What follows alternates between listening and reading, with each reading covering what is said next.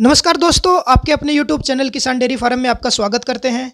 इस वीडियो में आपको जानकारी देंगे डेयरी फार्म लोन योजना के बारे में और इसको नाबार्ड स्कीम भी कहा जाता है दोस्तों, जो कि भारत सरकार के अंडर में आता है। दोस्तों आपको बता दें कि भारत सरकार द्वारा शुरू की हुई ये पुरानी योजना है, जिसमें युवाओं को रोजगार देने और किसानों की आय बढ़ाने के लिए यह योजना भारत सरकार द्वारा शुरू की गई थी। तो हमारा कोई भी युवा साथी और किसान भाई अगर डेयरी फार्मिंग का बिज़नेस शुरू करना चाहता है, तो सबसे पहले जो ज़रूरत पड़ती है, हमें पैसे की ज़रूरत पड़ती है। और इसमें आप अगर छोटा डेयरी फार्म भी शुरू करना चाहते हैं या बड़े लेवल पे भी आप अपना डेयरी फार्मिंग का बिज़नेस शुरू करना चाहते हैं, तो सबसे पहले जो आपको पैसे की ज़रूरत पड़ती है, तो आपको इस वीडियो में हम पूरा प्रोसेस बताने वाले हैं। इससे पहले दोस्तों, अगर आप हमारे चैनल पे नए आए हैं तो चैनल को सब्सक्राइब ज़रूर कर दें। हम इसी टाइप की वीडियो हमारे चैनल पे डालते रहते हैं।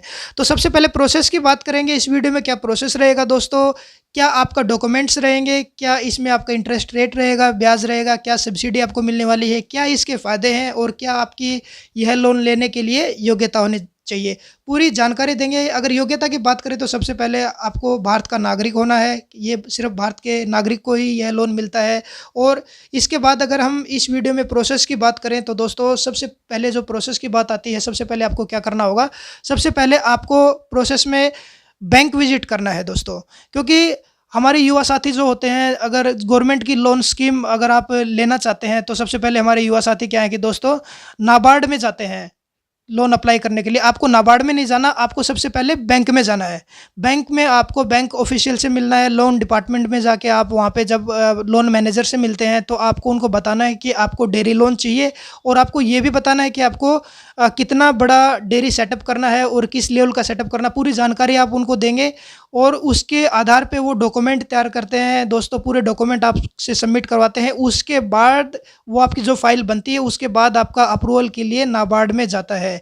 और नाबार्ड में जब फाइल जाती है आपकी, उसके बाद ही आपकी सब्सिडी अप्रूव होती है दोस्तों। और उसमें आपका बताया जाता है कि आपको कितनी सब्सिडी मिलेगी, क्या सब्सिडी का प्रोसेस रहेगा, पूरी जानकारी इसमें आपको दी जाती है। इसके बाद हम अगर बात करें दोस्तों कि बैंक में जब आप जाते हैं, तो सबसे पहले आपको उनको बताना पड़ता है कि नंबर ऑफ़ यूनिट का मतलब कि दोस्तों, आप कितना बड़ा डेयरी फार्म शुरू करना चाहते हैं। तो नंबर ऑफ़ यूनिट में बात करें कि ये 2 पशुओं से शुरू होता है। जैसे गाय का करना शुरू चाहते हैं या भैंस का शुरू करना चाहते हैं डेयरी फार्म, तो उसमें आप 2 से शुरू कर सकते हैं और 10 भी कर सकते हैं, 20 का भी उनको बता सकते हैं अगर करना चाहते हैं। उससे बड़े लेवल पे करेंगे तो आपको मशीनरी की ज़रूरत पड़ती है दोस्तों। जैसे 20 प्लस पशुओं का अगर आप करते हो, तो आपको जो दूध स्टोरेज के लिए, कोल्ड स्टोरेज के लिए आपको मशीन चाहिए होती है।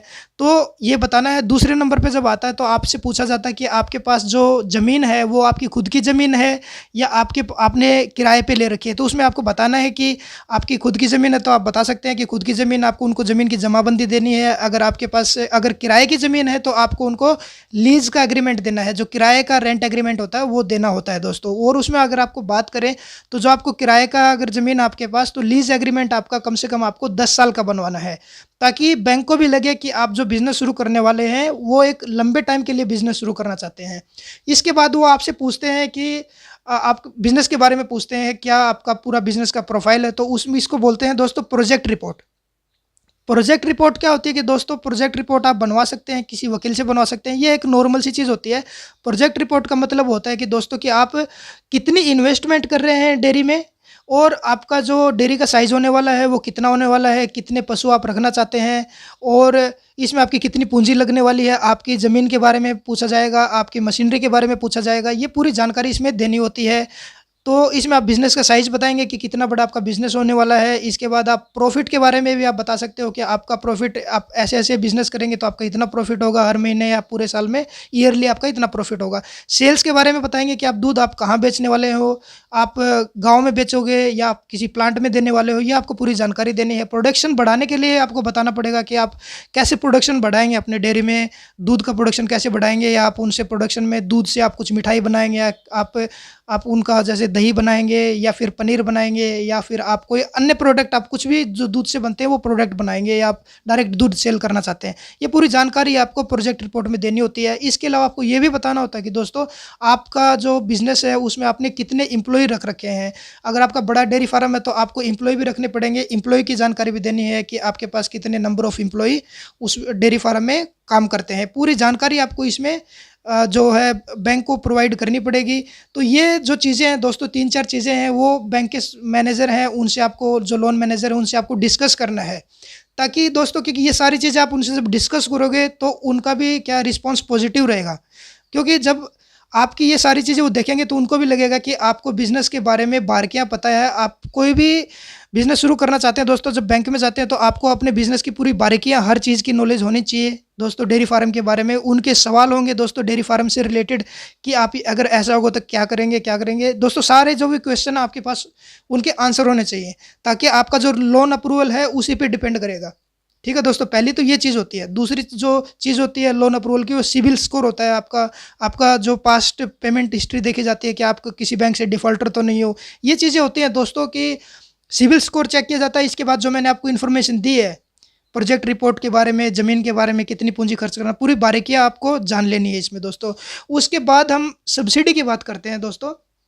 सब्सिडी की बात करें तो दोस्तों सबसे पहले हम बता दें आपको कि इसमें सब्सिडी भी 2 तरह से मिलती है। जैसे जनरल कैटेगरी को जो सब्सिडी मिलती है नॉर्मली 25% की सब्सिडी मिलती है। इसके बाद जो लोअर कास्ट आती है SC/ST को मिलती है 33.33। तो ये 33.33% आपको SC/ST में इसकी सब्सिडी मिलने वाली है। और सब्सिडी का भी एक प्रोसेस है दोस्तों। जब आपको लोन प्रोसेस हो जाता है जैसे आज आपका, तो उसके 3 साल के बाद ही आपकी सब्सिडी अप्रूव होके आपके बैंक अकाउंट के अंदर आती है। और सब्सिडी भी आपके ऐसे नहीं आएगी कि आपके डायरेक्ट अकाउंट में आ जाएगी। सब्सिडी के लिए भी आपका क्या होगा दोस्तों कि 3 साल के बाद आपकी वेरिफिकेशन होती है बैंक की तरफ से और नाबार्ड की तरफ से वेरिफिकेशन होती है। इसके बाद इंटरेस्ट रेट की बात करें तो अप्रोक्स आपका 8% का इंटरेस्ट इस पर आपको, ये कि दोस्तों 8% का इंटरेस्ट आपका ब्याज है जो लोन के ऊपर लगेगा। हर EMI पे आपका इंटरेस्ट लग के आता है। तो दोस्तों इसमें बात करते हैं जैसे सब्सिडी का जो मेन चीज़ें रहती हैं कि दोस्तों आपका 3 साल तक वो चेक करते हैं कि 3 साल के बाद भी अगर आपका बिज़नेस चल रहा है तो ये चीज़ चेक करने के लिए आपका वेरिफिकेशन, आपका जो डेयरी का वेरिफिकेशन होता है। उसके बाद अगर डॉक्यूमेंट की बात करें, डॉक्यूमेंट में भी दोस्तों आपको क्या चाहिए होगा, जो आवेदक हैं डेयरी फार्म शुरू करना चाहते हैं उनका आधार कार्ड, आपके ज़मीन के कागजात, जैसे आपकी ज़मीन खुद की है तो जमाबंदी, या आपने किराए पे ली है तो उसका लीज एग्रीमेंट, आपका जिस अकाउंट में आपको पैसे चाहिए उसका पासबुक चाहिए होगा बैंक अकाउंट का, गाय भैंस प्रमाण पत्र जो कि आपको आपके नज़दीकी पशु केंद्र से आपको सभी भैंसों का और गायों को प्रमाण पत्र मिल जाएगा। आपका पैन कार्ड होना चाहिए, आपका मोबाइल नंबर, जाति प्रमाण पत्र, पासपोर्ट साइज फोटो और डेयरी लोन योजना आवेदन फॉर्म आदि आपको ये बैंक में सबमिट करने हैं। दोस्तों हमारे जो व्यूअर्स के कमेंट आते हैं, सबसे पहले हमारे कमेंट जो आते हैं वो बताते हैं कि किसी बैंक ने उनको मना कर दिया है या फिर उनका बैंक लोन अप्रूव नहीं हुआ है।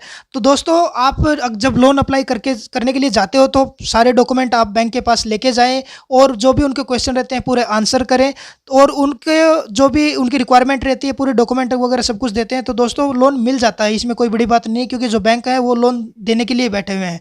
तो दोस्तों बिल्कुल जो हमने प्रोसेस बताया वो प्रोसेस आप फॉलो करें और आपका कोई भी क्वेश्चन, कोई भी क्वेरी रहती है तो हमें आप कमेंट में ज़रूर डालें, आपके हर क्वेश्चन का जवाब दिया जाएगा। तो दोस्तों आपको वीडियो अच्छा लगा हो तो चैनल को सब्सक्राइब जरूर कर दें और बाकी दोस्तों के साथ शेयर करें। धन्यवाद।